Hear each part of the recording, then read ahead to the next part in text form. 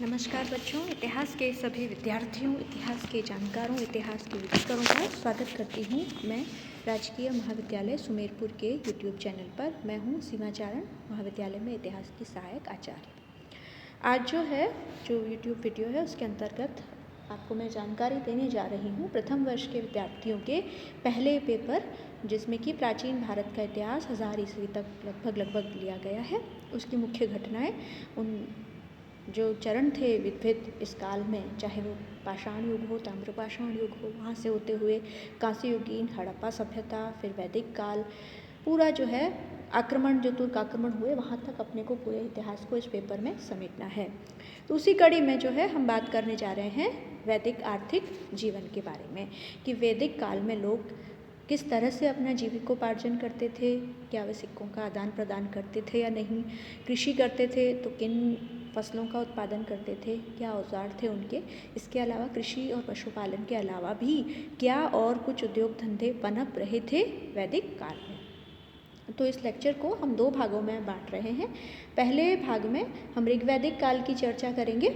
ऋग्वैदिक काल, जैसा कि मैं दोहरा चुकी हूँ, क्योंकि पहला जो वेद लिखा गया ऋग्वेद, शुरुआत में लिखने में काफ़ी समय लगा। 1500 ईसा पूर्व से लेकर 1000 ईसा पूर्व का इसका हम लगभग एक अनुमानित काल मानते हैं। इसके आस पड़ोस में ही ये वेद लिखा गया। इस काल के आर्थिक जीवन में हम चर्चा करेंगे। और अगला जो वीडियो है उसमें हम उत्तर वैदिक काल, जिसमें बाकी के तीनों वेद, सामवेद, यजुर्वेद और अथर्ववेद की रचना हुई, उस काल में जो लोग थे, आर्य थे, उनका आर्थिक जीवन कैसा था, किस तरह से वो अपना जीविकोपार्जन किया करते थे, और समाज में कुछ वर्ग थे या नहीं थे, उसके बारे में हम बात करेंगे।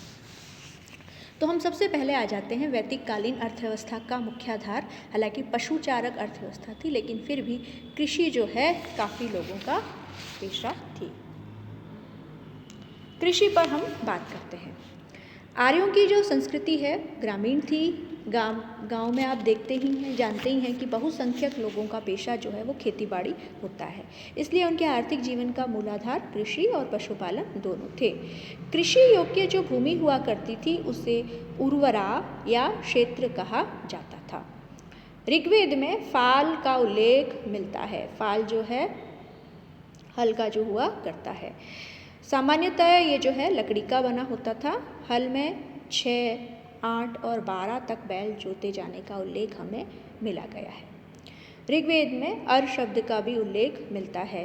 आप उल्लेखनीय है कि आज भी भारत के कई गांवों में हल को आज भी हर कहा जाता है। इस तरह से अर जब शब्द आया है तो शायद हल के लिए आया है, इसका मतलब हर से हो सकता है।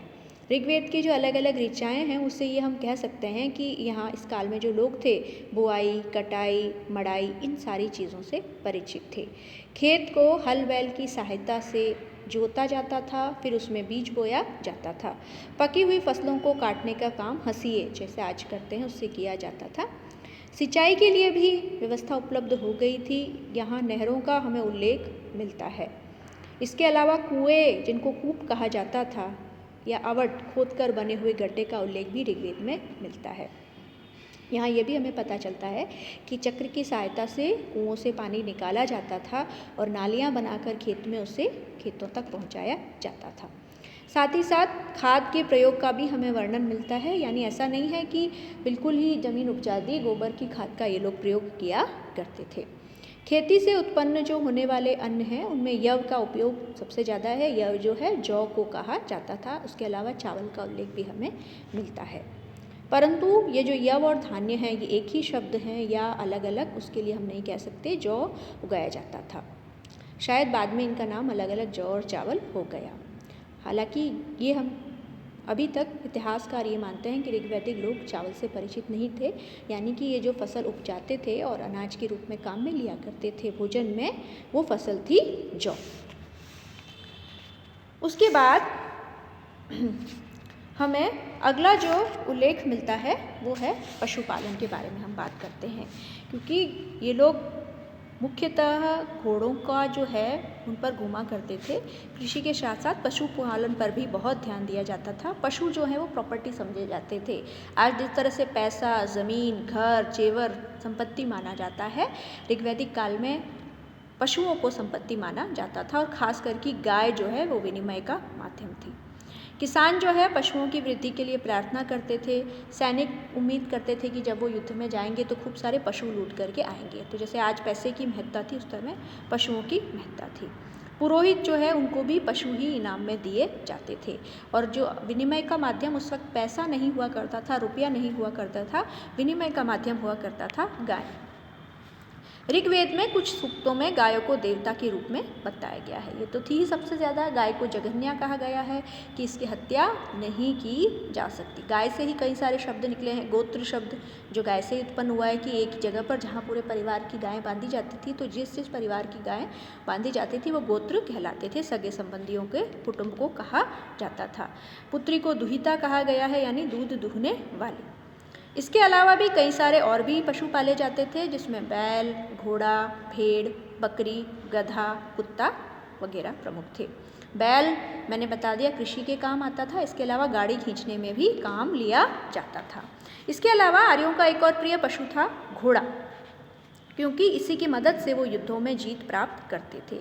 आर्य अभी हाथी से परिचित नहीं हुए थे। ये क्या किया करते थे, पशुओं के कान पर उसके स्वामी का जो भी चिन्ह है वो बना दिया जाता था। गाय को अष्टकर्णी कहा जाता था। अष्टकर्णी मतलब छेदी हुई, कानों पर 8 के चिन्ह से अंकित कहा जाता था। डॉक्टर RS शर्मा जो कि प्रख्यात विद्वान हैं, प्राचीन भारतीय इतिहास के विद्वान थे, उनका मत है कि ऋग्वैदिक कार्य में मुख्यतः जो है पशुचारी थी और कृषि जो है उनके जीवन में थोड़ी कम है। इसके कारण ही वो बता रहे हैं कि ऋग्वेद में जो है पशुपालन की तुलना में कृषि का उल्लेख हमें बहुत कम मिलता है। लेकिन हम ये तो जान सकते हैं कि कुछ राजाओं का, राष्ट्र का, सेनानी, पुरोहित, इनका उल्लेख मिलता है। तो हम अनुमान लगा सकते हैं कि पूरी तरह से ग्रामीण अर्थव्यवस्था नहीं थी, थोड़े थोड़े दोनों तत्व विद्यमान थे। इस तरह से पूरी तरह से हम उसको घुमक्कड़ या पशुचारी नहीं कह सकते। अर्ध यायावर जीवन ऋग्वैदिक काल के लोग बिताया करते थे। अब उसके बाद में हम आ जाते हैं व्यापार और वाणिज्य पर। वैसे मूलतः ये लोग कृषक और पशुपालक ही थे, लेकिन ऐसा नहीं है कि व्यापार से, वाणिज्य से बिल्कुल भी परिचित नहीं हो।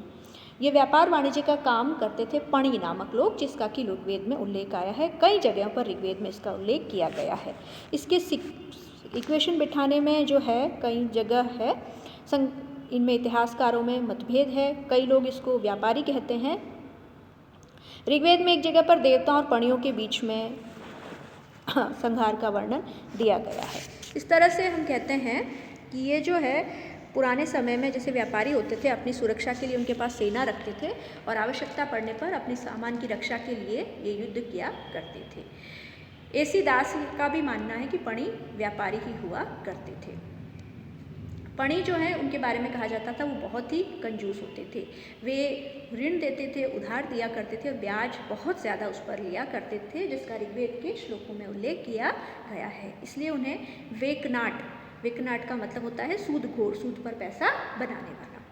व्यापार जो है उस समय सिक्के प्रचलित नहीं थे, बार्टर सिस्टम था। बार्टर सिस्टम मतलब आप जैसे नमक लेके जाओ, उसके बदले में अनाज लेके आओ। तो ये जो है व्यापार, एक वस्तु के बदले दूसरा वस्तु देना, उसको हम कहते हैं अदला बदली प्रणाली या बार्टर सिस्टम, विनिमय प्रणाली या बार्टर सिस्टम। अनेक जगहों पर वस्तुओं को खरीदते समय मोल भाव का उल्लेख मिला है। अभी जो है शुरुआत में विनिमय के माध्यम के रूप में निष्क का उल्लेख मिलता है। निष्क का कई बार प्रश्न भी आता है। तो बच्चों, निष्क जो है ऋग्वैदिक काल तक तो कोई गहना था और उत्तर वैदिक काल तक आते आते एक तरह से ये मुद्रा का रूप लिया जाने लगा। जैसे पैसों का आदान प्रदान करके हम कोई भी सामान खरीदते और बेचते हैं, वैसे ही निष्क के प्रयोग से सामान खरीदा और बेचा जाता था। शायद पहले कोई सोने का गहना था, पर बाद में सिक्के के रूप में प्रयोग किया जाने लगा। कपड़ा, चादर और चमड़े का व्यापार होता था। स्थल का व्यापार जो है मुख्यतः रथ और बैलगाड़ी के द्वारा होता था। ऋग्वेद में समुद्र शब्द का उल्लेख आया है, लेकिन उनकी जो भौगोलिक हम देखते हैं आज हिसाब से कि किस भौगोलिक क्षेत्र में वो फैले हुए थे, तो हम ये कह सकते हैं कि उन्होंने शायद समुद्र विशाल जल समूह को कहा जाया गया। एक स्थान पर भुजियों की समुद्र यात्रा का वर्णन है, जिसको कहते हैं कि अश्विन कुमारों ने 100 पतवारों वाला जहाज भेजा है। तो 100 पतवारों वाला तो हम नहीं कह सकते, लेकिन हो सकता है कि कुछ थोड़े बहुत प्रयास जो हैं समुद्र द्वारा व्यापार के किए जाते होंगे, इसीलिए 1-2 बार ही इसका उल्लेख आया है। अब अगला हम आ जाते हैं व्यवसाय और उल्लेख। ऋग्वैदिक काल में आप देखते हो 4 वर्ग थे, ब्राह्मण, क्षत्रिय, वैश्य और शूद्र। तो क्षत्रिय युद्ध, ब्राह्मण यज्ञ कर्मकांड और शूद्र जो है तीनों वर्णों की सेवा करते थे। वैश्य ही ऐसा वर्ण था जो कृषि, पशुपालन, व्यापार, वाणिज्य, धन उधार देने का काम, ये सारा काम किया करते थे। वैसे ज़रूरी नहीं है, कई राजा भी जो हैं व्यापारी हुआ करते थे, ब्राह्मण भी यदा कदा धन उधार दिया करते थे। इन चारों वर्णों के अलावा भी कई सारे व्यवसायों का उल्लेख हमें ऋग्वेद में मिलता है। कुछ के नाम आपको दोहरा देती हूँ। तक्षक जो है बढ़ई को कहा जाता था, जो लकड़ी का काम किया करते थे। कर्मार या कुम्हार जो है, कर्मार धातु कर्म करने वाले को, कुंभकार मिट्टी के बर्तन बनाने वाले को, वाय या तंतुवाय जुलाहा जो वस्त्र बुनता था उसको कहा जाता था, स्वर्णकार तो सुनार को, और चर्मकार जो चमड़े का काम किया करते थे। बढ़ई जो है, शिल्पियों में सबसे प्रमुख जो है बढ़ई हुआ करता था, जो लकड़ी के औजार बनाया करता था। खासकर लकड़ी की वस्तुएं, उसमें भी विशेषकर रथ और गाड़ियों का निर्माण करता था, क्योंकि रथों की महत्ता बहुत ज़्यादा थी। जिस राजा के पास जितने ज़्यादा रथ उतना ही वो शक्तिशाली, इसलिए ही जो है बढ़ई का स्थान सबसे ऊपर था। इसके अलावा कुछ लोग धातुओं को गलाते थे और उन्हें पीटकर अलग अलग तरह की वस्तुएं बनाने के काम में भी कुशल थे। अयस नामक एक धातु का उल्लेख कई जगहों पर मिलता है, जिसके लिए हम कह सकते हैं शायद घरेलू बर्तन आदि उसके द्वारा बनाए जाते थे। कुछ लोग इसे तांबा कह रहे हैं, कुछ लोग इसे कांसा कह रहे हैं, कुछ लोग इसे लोहा कह रहे हैं, किंतु हम इतना निश्चित रूप से कह सकते हैं कि ऋग्वैदिक लोग जो हैं उनमें लोहा जो है इतना प्रमुख नहीं था। कताई बुनाई का काम स्त्रियां भी करती थी और पुरुष भी करते थे। सूत, रेशम और ऊन से वस्त्र बनाए जाते थे। ऋग्वेद से पता चलता है कि सिंध और गांधार जो है वो सुंदर ऊनी कपड़ों के लिए बहुत प्रख्यात था। इसके अलावा परुष्णी, रावी जो आज की नदी हम रावी कहते हैं, उस वक्त परुष्णी कहा करते थे, उसके तट पर बढ़िया किस्म के रंगीन ऊनी वस्त्र बनाए जाते थे। इसके अलावा पशुओं के चमड़े से कोड़े, लगाम, डोरी, थैले आदि बनाए जाते थे। इसके अलावा और भी कुछ व्यवसाय थे। वैद्य, भिषक जिसको कहा जाता था, आज के डॉक्टर आप कह सकते हो। नर्तक, नर्तकी, वप्रता, नाई यानी बाल काटने वालों को कहा जाता था। इसके अलावा सुरा बेचने वालों का भी अलग अलग वर्ग था। सबसे बड़ी चीज़ है कि ये जो है वर्ग आनुवंशिक आधार पर नहीं था।